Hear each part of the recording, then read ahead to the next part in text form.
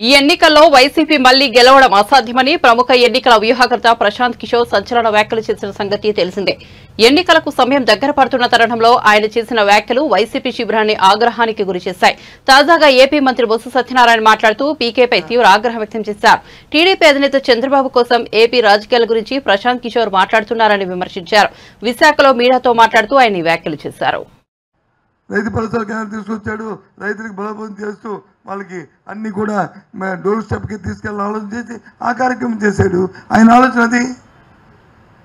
చంద్రబాబు నాయుడు ఆలోచన అమరావతి దోపిడీ సామాజిక బలోపేతం ఇది ఆయన ఆలోచన.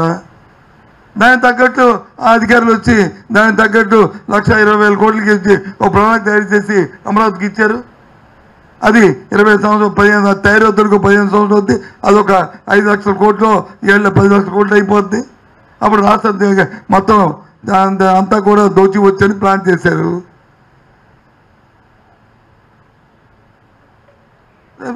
చంద్రబాబు నాయుడు వచ్చి మన జగన్మోహన్ రెడ్డి చాలా కాదు, మనంతా చాలా పావర్టీతోని మన తాలూకా ఇది పర్ క్యాపిటా చాలా తక్కువగా ఉంది. ఈ పర్ క్యాపిటల్ని పెంచాలి.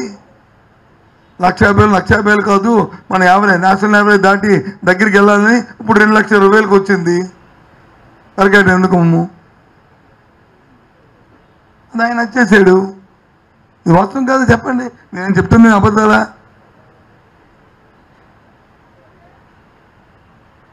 అది నాయకుడు తాలూకా విజన్ బట్టి ఉంటుంది. ఆయన చంద్రబాబు నాయుడు విజన్ అది దోపిడీ, జగన్మోహన్ రెడ్డి విజన్ వచ్చి ఇది ప్రజా సంక్షేమం. కాబట్టి ఈ కార్యక్రమం చేశాడు.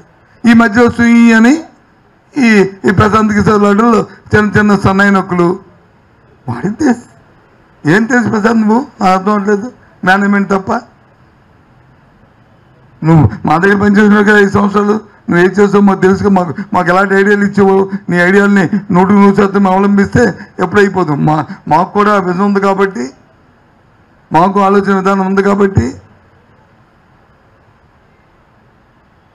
అందుకే 2వ సారి వచ్చినా బాబు నీకోసారి నమస్కారం బాబు బై బై సీ అని చెప్పాం. మేము చెప్తే కదా నువ్వు అక్కడికి వెళ్ళావు. మాకు అక్కర్లేదు అనుకుంటేనే. ఇది వాస్తవం కాదా? మనస్సాక్షిగా నీ మనస్సాక్షి తెలుసు, మా మనస్సాక్షి తెలుసు. ఎందుకు ఇవన్నీ? లీడర్కి డెఫినేషన్ తెలియదా మాకు? ప్రొవైడరా? వాట్ నాన్ ఏంటి ప్రొవైడ్? ఏంటి ప్రొవైడ్? దేనికి provider? Chandrababu Naidu provider, manipulator, management.